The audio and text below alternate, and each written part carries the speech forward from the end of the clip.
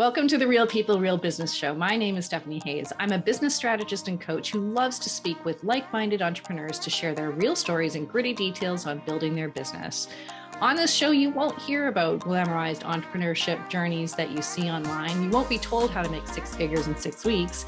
Instead, you can expect to hear real, vulnerable, and inspiring stories that you can relate to and that have helped create the foundation of each of our guests' businesses. Goodbye, boss babes. Hello, real life entrepreneurs. Today, I'm so excited to welcome Melissa Pennel.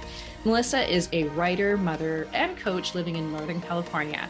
She's the author of Questions You'll Wish You Asked, series of keepsake journals, a collection that stemmed from the grief of unexpectedly losing her family before asking important questions.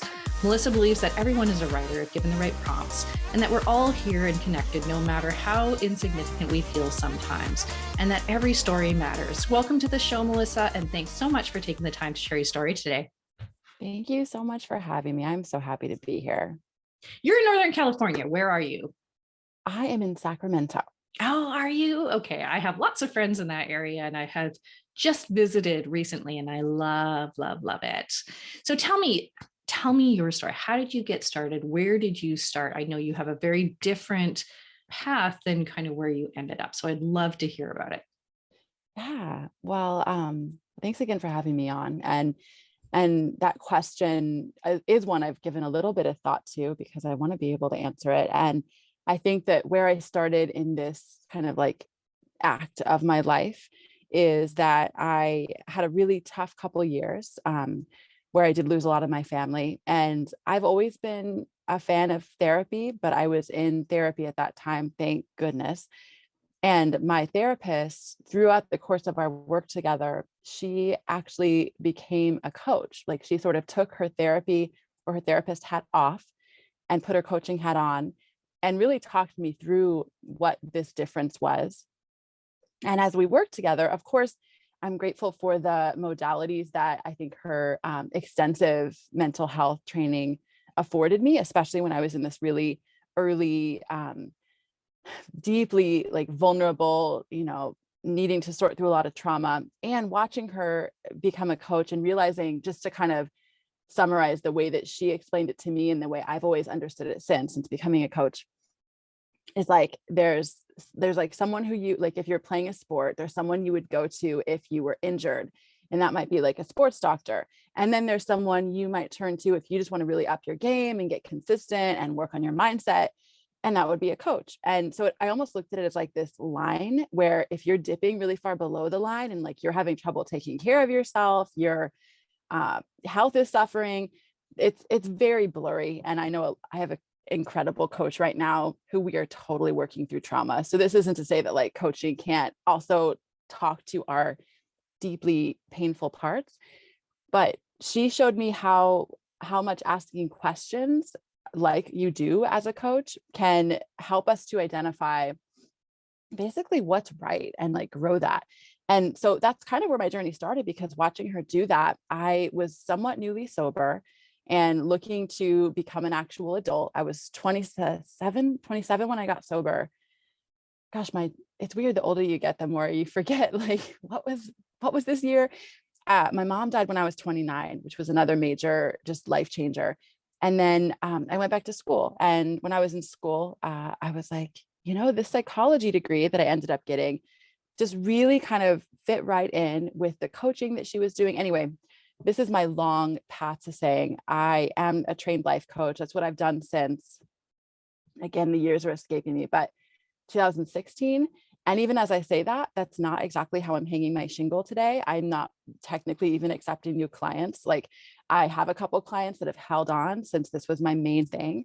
But today I'm a writer and a publisher, and I create, this is where it's like, we talk about the hats that we wear, and the way that I'm paying my bills is by writing and publishing. And I have a couple clients. So it's sort of like, I keep thinking of that idea of like, you are the brand. It's like something's hovering around me with, whether it's helping people via coaching or writing. But yeah, that's technically how I got where I'm at, is a lot of pain, which I feel like is a pretty common thread for many of us, even if it's not the same story. something that really hurt, a way that maybe it got better, and then getting really curious and interested in helping other people find that same self, I guess you might say. Well, isn't that what they say about if you want to write a great song, go through some heartbreak, something like that? So, I think that the pain that we encounter in our lives allows us to be creative if we let it, right? And we let it be that catalyst for our creativity. But I'm curious, like I'm still missing sort of the bridge between you went to school and you got a psychology degree and you were focusing on a career in helping other people through coaching, through therapy, and then you became a writer. Like, how did that happen? Yeah. This is where I want to mention something I have turned to again and again. And I wonder if you've heard of it. It's a book called What Color is Your Parachute? And you're nodding your head. So I'll just share, just in case your listeners haven't. It's just a big, thick, like, what should I do with my life kind of questionnaire, a series of exercises that help you to get clear on what you've done before that you were good at, what you've done before that you hated, what you enjoy doing, what you're good at, the environments you want to work in. It's just like this very incredible sort of, it's almost like you're world building. And so I bring that up here because I did this very early on. I think I was still in college, and I've done it a couple times. And when you do this, it's not like at the end, there's always a role. It's not like at the end, I was like, oh, okay, I should be a journalist, like, or I should be a teacher. It's like, I should be someone who connects people, who writes, who researches, who is, making this much a year. You sort of decide, like, what is my bare minimum amount of money I have to make? Not what I want to make, but like, how can I survive? So after doing that, that's what led me to coaching. As far as recognizing, like, I want to help people. I'm really curious about essentially, like, what rests at the center of my why is like helping people to know that they matter, that they're not alone, that we're all connected. So that's started looking like coaching people. And then I had this very pivotal moment just a couple of years ago. It was the summer of 2020, which it's weird that that was almost a couple of years ago now, but this is a very long couple of years for many of us. And as I said, I live in Northern California. So there have been really incredibly bad wildfires a couple of years in a row. It was a pandemic, so we couldn't really socialize inside. There was wildfire smoke so thick, I couldn't really go outside, even for brief periods of time, especially because I was pregnant. And I would just had this, and I had a toddler. The short version of this is I was very depressed, and also still coaching clients, still trying to piece together. I think that's something maybe it's important to shine a light on, is the difficulty that can be being a self-starter when your own mental health is so fragile. And I don't say that like it's something that barely ever happens. I'm someone that has to work pretty hard to stay pretty well. And so, yeah, I guess I shine a light on that to say that it was just a really dark time. And I found this course that I forgot how it was pitched to me, but it was all about like how to self-publish a book. And I was like, oh, that would be cool. I didn't really even know that was an option. And I love to write. I have tons of stuff written on the internet from my blog I've been journaling since I could literally not even write. So I found this course and I decided, as a coach, I think it could be really cool to basically make what I've heard called a low ticket offer. And that's something that I can share with a lot of people who maybe can't afford to work with me, and who I would just love to be able to put my ideas into writing. And that's what I did, is I wrote this tiny book about how to find your inner guide. Really, a lot of the work that I did with people was helping them to access their own inner wisdom, like asking questions to help them be able to do this in life. So that's what this book was. But as I was writing it, something just didn't feel right. It just felt very flat. And as a writer, I'm always thinking that like the way that I feel creating something, this is probably as a creative in general, the way I feel creating something is often, I think, kind of transmuted in that thing. And if I feel flat and like sort of getting it out and like looking at my old content, repurposing, like it's good, it's okay, I don't really want to make that. So I was feeling uncomfortable, and this course was finishing and the book was done. And then I went into, when I say I'm a big meditator, I want to be clear that like I meditate for sure 8 minutes a day. It's not like I spend hours in contemplation, but like I'm very devoted to this 8 minutes. on top of maybe other breath work I might do. But in meditation, I told you I was very depressed at this point, and I had been really, really missing my mom. She died 2013. It had been years, but I was pregnant. I was depressed. We were living through a pandemic. There's all sorts of darkness in the world and all sorts of darkness in me. And in those moments, I think it's pretty common to just want that person who was there for you. And so I just kept thinking about her, and I started to think about all the things I wish I had asked her, specifically because I was about to have a second kid. I was like, what was she feeling at this point? Like, was she wanted kids, but I'm kind of terrified to have two kids. It's hard enough having one. How am I going to do this? Wanting to just unpack so many things with her.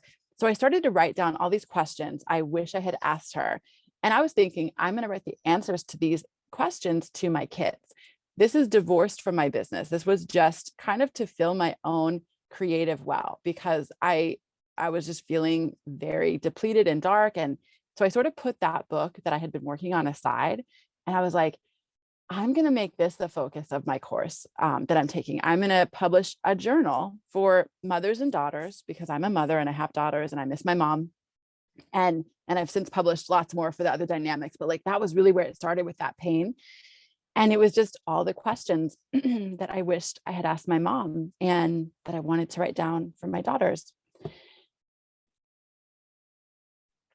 That was like a real kind of game-changing moment, because I did this really just from a curious point. Like, there's things I think we do as entrepreneurs that probably seem to align with, like, quote unquote, our brand.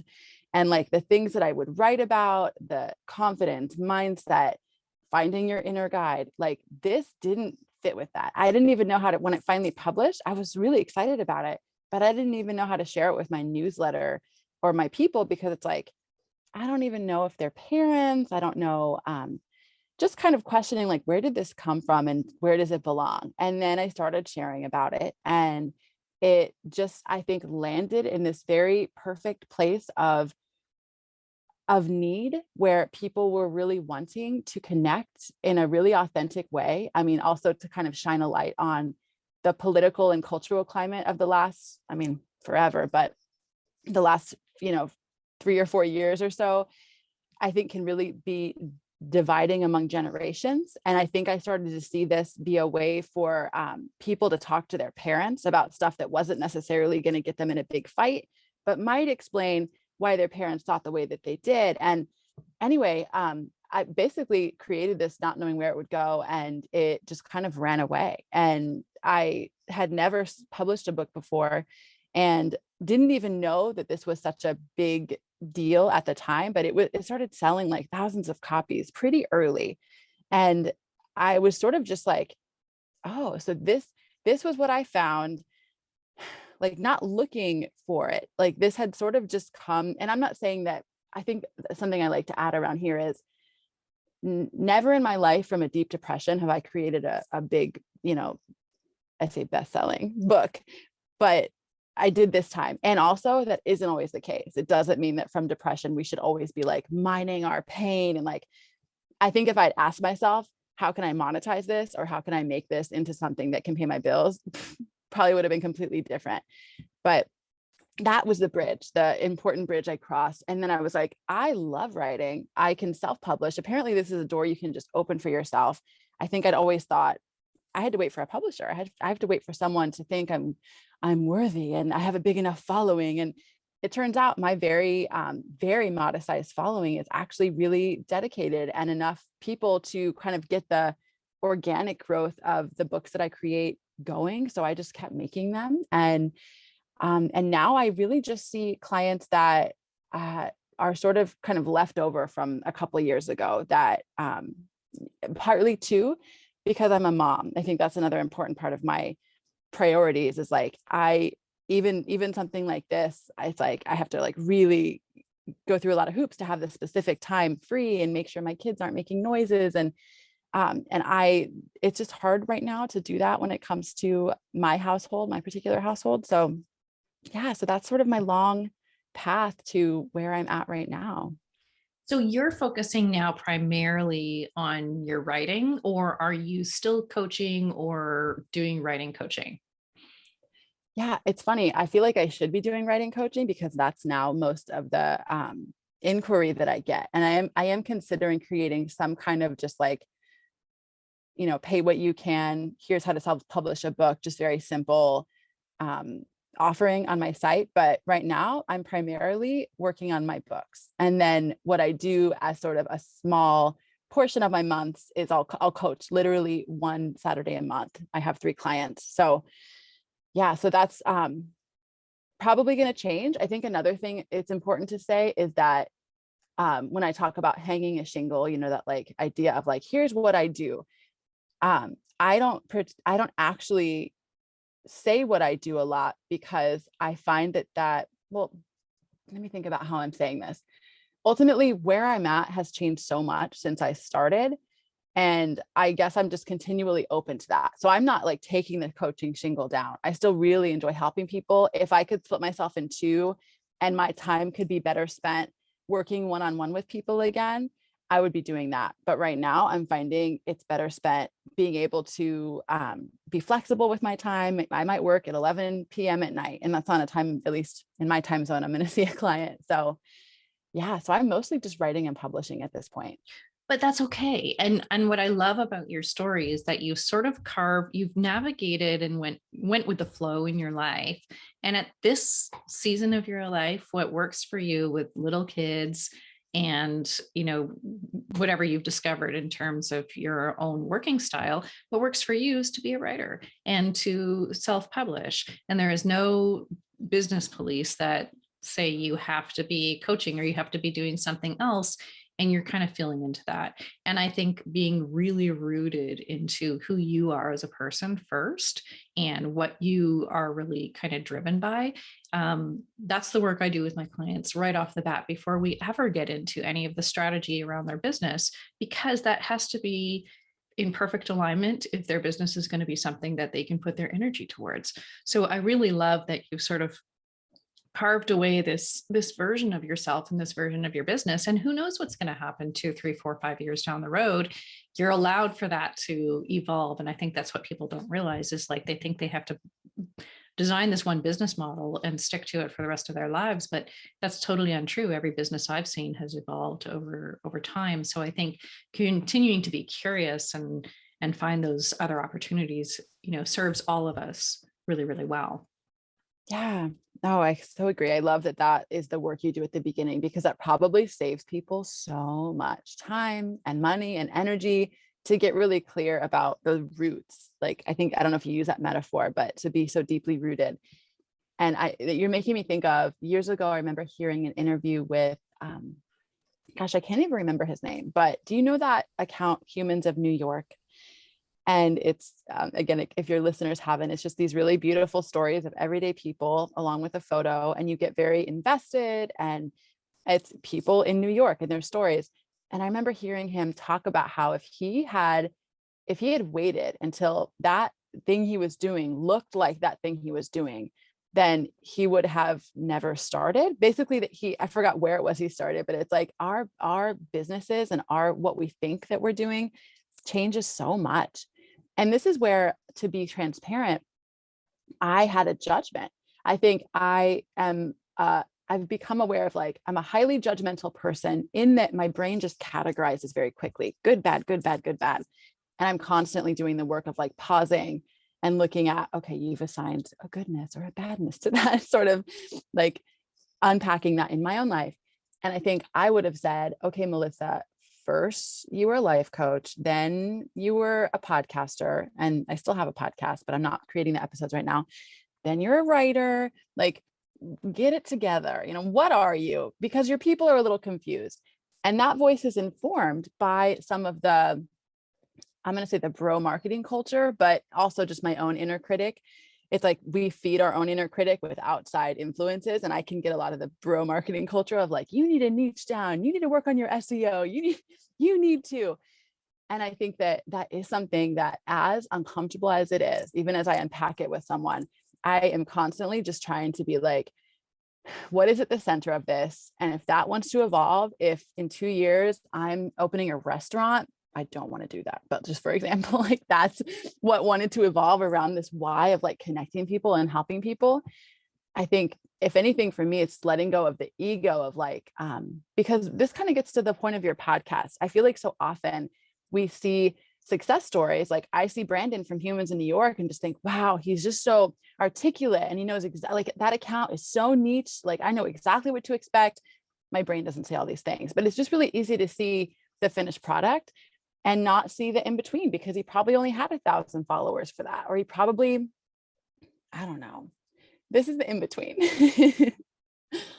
But this is I love your point here, because this is the whole point, is that there is no in between, right? There's like, this is a journey. This is like, our businesses are just, once we divorce ourselves from the idea that we are going to arrive somewhere. And I think this is the mistake a lot of people make, is they constantly beat themselves up and constantly feel this like unrest, or I'm stuck, because they haven't arrived somewhere. But what they don't realize is that the arriving is constantly shifting as they learn more about themselves, as they learn more about them. That's what's so fun about being in business, is that we can just take it wherever we want to go, and we can follow and we should. That's what work should be. Like, I can't wait to get up and work every day, because I'm always just doing something different, and it's like fun for me. So does it have to be this, like, I've arrived at this place? No, it doesn't have to be.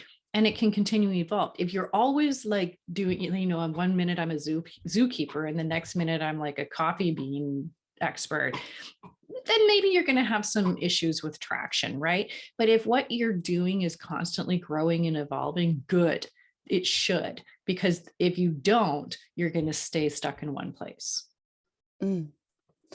Oh my gosh. Yes. I would just got goosebumps when you said earlier, like there is no arriving, because I agree. There is something I think probably plugged into, I love to blame culture. And I feel like we have this capitalist, like work, strive, 6 figures is awesome. I want 6 figures. Like, I think both can be true. We can have these really incredibly big goals and realize, okay, why do I want 6 figures? That's because money for me equals freedom. It equals being able to maybe pay someone to do something I don't want to do, or be able to pay my bills. And then I think like, okay, so freedom is what I already want to have in my life. I don't want to wait for 6 figures to have freedom. So how do I cultivate freedom now in whatever way is possible? Mm-hmm. And I think so often I'm just doing this ping pong between like, there is no there over there. Like, and it's a really beautiful realization. I had one of those yesterday where I was just with my kids and we were just like, it was just one of those perfect moments. And something I hold really fast to in my business is, especially with 2 small kids, my youngest isn't even a year old yet. And like you, I am so excited to work. I try to hold really fast to my work hours because I'm so excited about what I do, because I can get really into it and feel like I need to finish this project. And I don't mean in like a hustly productivity way, just like, oh, I'm really excited about this designer, I design books. So I'm often designing book covers and like putting together vision boards and art. And I'll get really into that and want to work late. And I try to have really strong boundaries around that time, because speaking to, that's where I came from, that there is no arrived.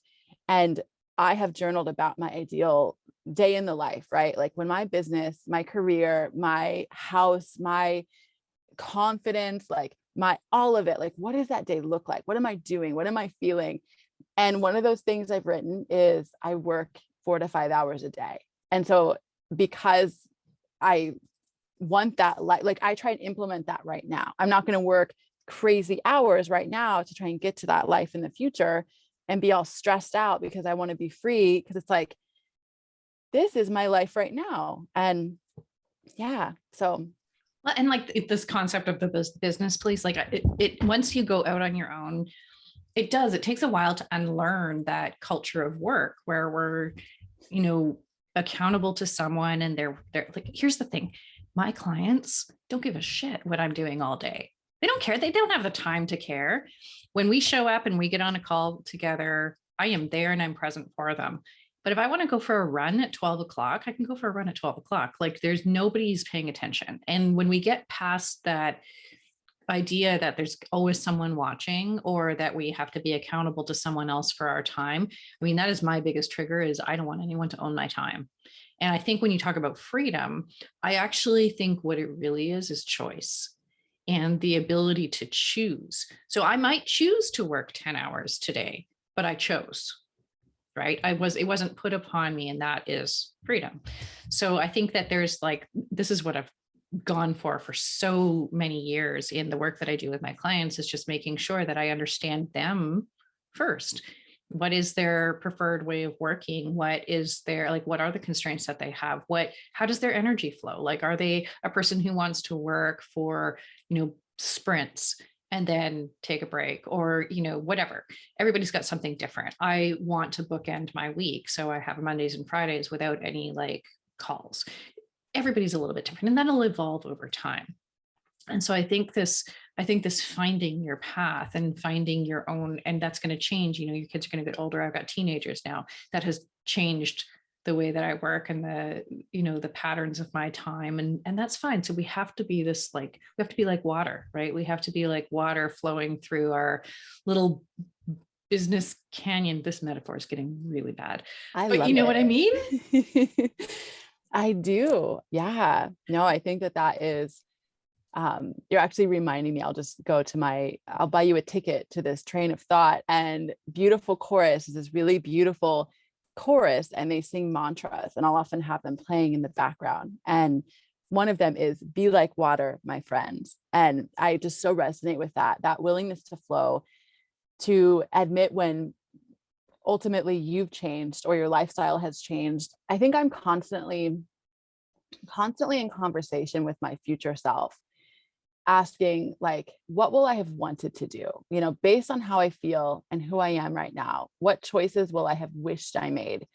Which it sounds like is a big part of what you do with your clients. I think that can be really easy to start to get away from, is like, and again, this is like comparing what is my why, but truly like what lives at the center of why I do what I do. And yeah. So yeah, it's a little bit about values. It's also about who you are as a person, right? Like, we talk about these sort of 4 pillars of passion in your business. And a lot of people will go into business and they'll be like, I like photography, so I'm just going to I'm going to be a photographer. And then they find out that that's a hobby, right? That's an interest.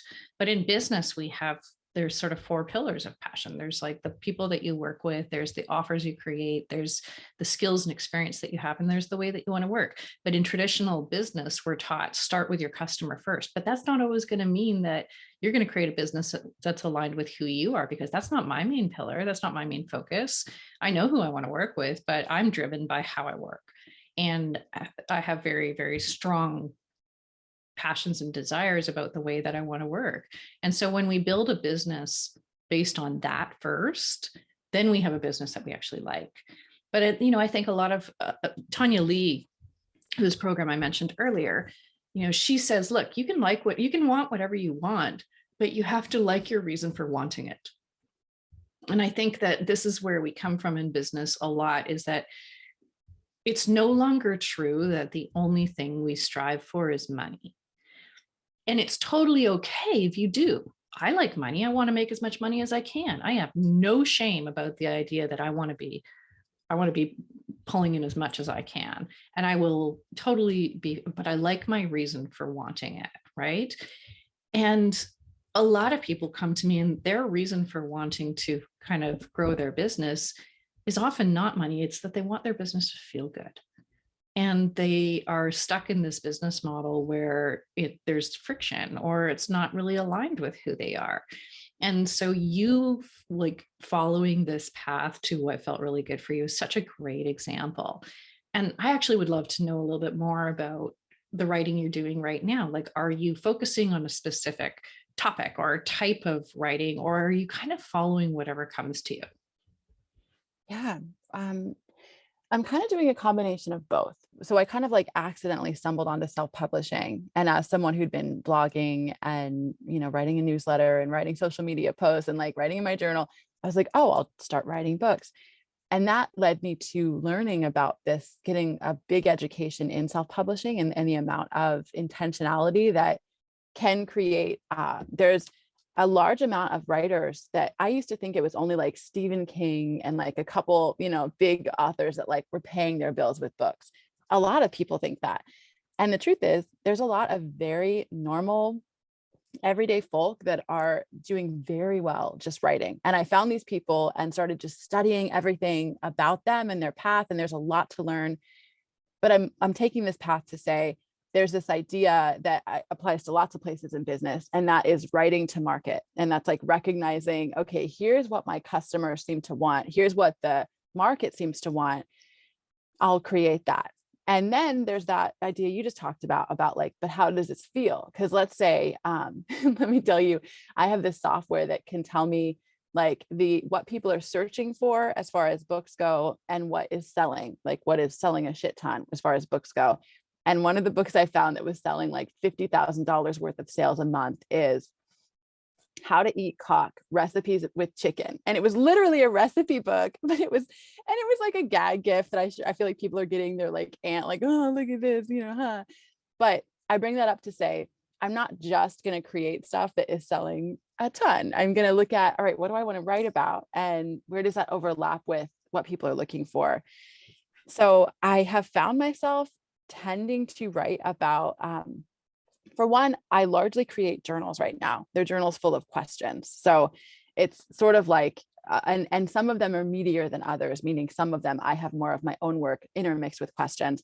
But the one that I am working on right now is something that is actually like, nobody seems to be searching for it. I tried every different like search term and like possible way. I decided, speaking to what started this journey for me, was being pregnant in a pandemic, super depressed, missing my mom, blah, blah, blah, blah, blah, blah. And I decided, what I think would have been neat is a pregnancy journal that is geared towards girls who have lost their mom. Like it has everything a normal pregnancy journal would, but it keeps in mind that you might not have that mom to call, after you find out. It keeps in mind that this might be a really sad time, because the truth is it was a real mixed bag for me. It was like this pregnancy was this beautiful journey and transformation, and it's incredible. And it's made me miss my mom so much. So anyway, I bring that product up because I think I do both. I look at like, what do people seem to want? Like, for example, I started with a mother-daughter journal, and I had a ton of people asking, well, what about fathers and sons? What about grandparents? And I've made a bazillion different iterations of these journals to account for the different dynamics, because there's lots of different relational dynamics where people want to get to know their family. And alongside that, I'm now creating this journal that is very much a heart project, and very much one of those things that came from my own inner stillness of like, this wants to be born. I don't know where it's going to land, but before I made any of these, I didn't do that market research. So I'm just trusting, like, if this is the thing, so it's already all created. I'm waiting for the physical proof right now. And once I get that, I feel comfortable talking about it, because it's like, okay, I've got the book in hand. We know that everything printed right. But yeah, I think largely I think I write a lot about grief and about meaning, because speaking to how I'm always talking to my future self, I feel like a lot of the point of these journals are to talk to your future self, whether that future self has lost your parents and you're going to wish you asked them questions, or I'm working on a question you'll wish you asked yourself. Maybe it's just things that you wish you'd asked yourself earlier, possibly about business, right? Like speaking to wanting that alignment within yourself, asking these questions and sort of like this consideration of, it might sound morbid, but I'm constantly thinking about like deathbed regret. What will I want to have done? Who will I want to have been? So a lot of the journals are built around that idea. Who will you want to have talked to? What will you want to have known about yourself? And again, speaking to that original why, like, I think when we tell stories, we start to realize, like, let's say I'm journaling to my daughter. I think I find more meaning in my own life and in my own story. And suddenly I've alchemized maybe one of the worst days of my life. And from that, I've pulled a pearl of like, here's what I think you should do, daughter, or, future self, whoever it is that we're journaling to. So, yeah. I a couple of years ago, I purchased for my parents a subscription which takes them through a year of prompts for like daily prompts or weekly prompts to extract all these stories from them. And I think one of the things that they had felt was that they're going to come to the end of their lives and nobody knows their story. And it was such a cathartic and like life-changing exercise for them, because at the end, the service, they publish it into a hardcover book, and it's all like published, and you can make as many copies as you want and give them to your family and that sort of thing. But this whole idea of being known is so important to us. It's like, Maslow's hierarchy of needs, it's like right up there on the top, is that we want to be known. And I think that what you're doing and what you're kind of digging into is this deep knowing of people and this ability for them to be known. And I don't know if you would categorize the writing that you're doing kind of around that topic or around that area, but it sounds like a lot of what you're kind of pulling out of people is this deep knowing. Yeah. This is why having, a podcast interview with a business coach is so great, because then you reflect back to me like, oh yeah, that's what I'm doing. But truly, I think that want to be known and to truly know others. I think for those of us that feel that, not everyone is going to identify with that need, but the people I'm drawn to definitely are. And yeah, there's something about life that just takes on more meaning when someone maybe cares about your story and you get to care about it too. I think that's part of why I'm really trying to move toward the one that's just for yourself, because I've made a lot of family journals, I've made book journals, I'm making this motherless daughter journal, but I also think it's important to just find that deep meaning just for ourselves, not even need it to be reflected in a relationship because that's something that also gets said to me. I shouldn't read comments online, but what else are you gonna do at 2 a.m, then read your own bad reviews? I'm kidding. Don't do that. But people will say like, well, my daughter doesn't care. Like, why would I fill this out? My daughter doesn't care about my story. And I still think, for one, a lot of our children, I was a daughter that my mom might have thought I wouldn't have cared. And then I did, because she was gone. But also not waiting for someone to care, and ultimately just kind of reaching within ourselves and giving our own lives that meaning. That's part of my why. Well, I think the most important person to know you is yourself, right? And I think a lot of people go through life not knowing themselves and being so comfortable and familiar with themselves that they can make good decisions about their lives and about their business. Like, this deep knowing of yourself is something I wish every one of my clients would come to me with already, right? Because it's what it guides all of the decisions we make in our business going forward. Once we have that in place, all of the rest of everything becomes quite clear. I want to shift topics just a little bit, because I know that we're kind of getting close to the end of time, and this is just such a wonderful conversation. I want to know kind of what's next for you, like and there doesn't have to be anything new that's next for you, but kind of what's down the road for you? What are you envisioning? Well, there are the projects that I'm currently working on, and I've already mentioned a couple questions you asked yourself. I've got the new Motherless Daughter Journal. And I think that, speaking to a larger vision, that's something that is still, speaking to being water and being in flow. I don't know exactly how this will manifest, but I think it's something to do with actually writing. I think when I have more bandwidth to work more with people one-on-one or even in groups facilitation, I am so drawn to creatives, and essentially here I am creating journals saying, hey, your story matters, you should write it. And I would like to take that to a bigger stage, whether that's helping people to write their memoir, helping people to I get a lot of people messaging me in sort of just the writing arena of my work and saying like, oh, you're so brave to share this, I never could. And I think I want to help those people realize that I'm terrified all the time. I've just done a lot of work around what is fit for putting out in the public versus what is not. And I don't say that meaning there's a particular, area of my life I won't share about, but maybe an area of wounding, helping people identify what is wanting to be born. What am I not sharing because it's just so tender and I hold it so sacred, versus I'm scared and I'm afraid people are going to misunderstand me or judge me. And like, yes, they will. And like, that's okay. So I see that as my future work. And so I'm talking to a vision, not like a offer I have or anything to even, beckon people with. This is maybe something that's like years down the road for me, but I'm very drawn to. And I think that's part of my purpose, is like helping to get those untold stories out, because yeah, I think there's a lot of fear around what people will think. Yeah. Oh, 100%. And I think it holds people back in business as well. Like, I don't want to put this out there because what if, and it can be absolutely crippling for people. And the more that they can feel comfortable sharing and being okay with judgment, and we can all adopt this sort of curiosity as opposed to judgment, that helps us lubricate our ways forward, I guess. So I hope you continue to keep doing that work, and that intention you have is going to guide your decisions around everything that you choose to do, even if it's 5 years out, right? So I'm excited for you. Thank you. I have a question that I ask everyone in the spirit of the things we talk about here. What's the difference between what we see kind of out there in the online business world and just the business world in general, and what's real in terms of building a business? Yeah.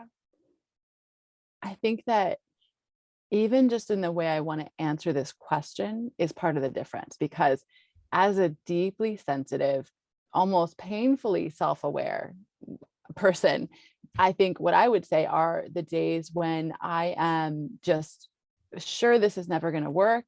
And what am I doing? Oh my God, I'm a total joke. I'll look in my rearview mirror and just see a bunch of confusion, and I'm bringing up like the worst of the worst, like bad days. And those they can be entire days. And so even as I share that, my head is like, oh gosh, Stephanie's going to be like, you're a basket case, and my clients aren't. This is what's real though, is the deep self-doubt and moments of like, what the fuck am I doing?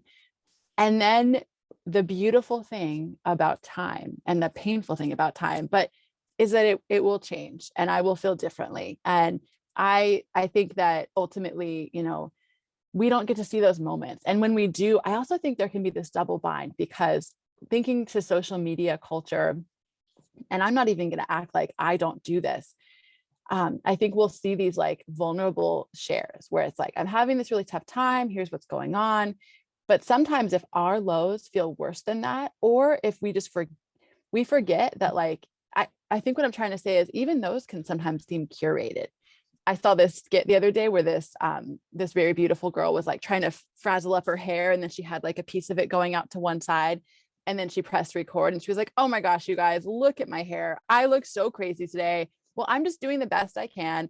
And it was obviously a joke and a skit, but like, just remembering that like no one is immune to days where they just feel like, is this ever going to work? And I think the ticket is just to keep going, even in those moments, to rest that day and then to keep going.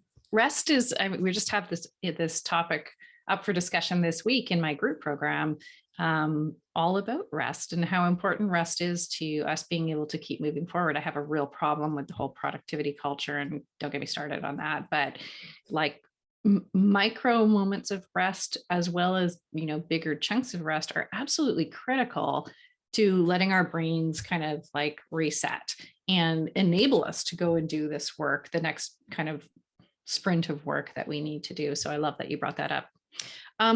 We're coming up on time, and I want to thank you so much for taking the time today and chatting with us. Can you tell our listeners how they can find you? Yeah, so you can find me on my website. It is followyourfirecoaching.com. And on there, you can find all of the journals that I offer, my books. You can sign up to my email list, and that's where I will email maybe once every couple of weeks. And that's where I share thoughts on life, but also give away lots of things and try and just start interesting conversations. So yeah, please come connect with me. And I'm also on TikTok, Melissa Pennel. I'm on Instagram, Following Fire. I'm sure I'll give you all of my links, but yeah, we'll post them all. Yeah, in the episode for sure. Yeah. Well, I'm just grateful to have shared this time with you. I feel like it was just a really important moment for me too. And I just love the premise that the show is resting on. As soon as I was like, oh, I have to do research, I'm going to be on the show. And as I was listening to your episodes, it's just, I think it's such an important thing to shine a light on for people, Yeah. because there's so many people give up thinking, Yep. well, I'm not There yet. finished. Yeah, Yeah. I'm not finished. I'm not there. Yeah, good. I love that you brought that up. And I think that I love being on other people's podcasts because it's almost a time of like processing and trying out new things and like learning more about myself too. So I think podcasting is just such a gift to us because we get to clarify and process and learn more about ourselves. So I'm glad that you were here. Thank Okay. you. Okay, and that's a wrap. I'm so happy we had the opportunity to chat with Melissa today to hear more about Follow Your Fire coaching and the writing and work that she's been doing, her experiences along the way, and what the future of her business entails. And thank you for tuning into this episode of the Real People, Real Business Show, where we get the real entrepreneurial stories and journeys that you can relate to. Show notes, resources, and special offers from this episode are available on my website and social media platforms. And finally, I would love for you to join us on our next episode. Well, we're going to be speaking to Sandy Nussbaum-Giersek, who has built a travel business focusing only on Disney. And I can't wait to hear about that little piece of magic and some of the fun that we're going to talk about there. Thank you again for joining us. If you've enjoyed today's content, I would love for you to give us a review on whatever platform you're on to help us share these genuine stories with an even bigger audience. Until next time, keep building, keep dreaming, and keep being real.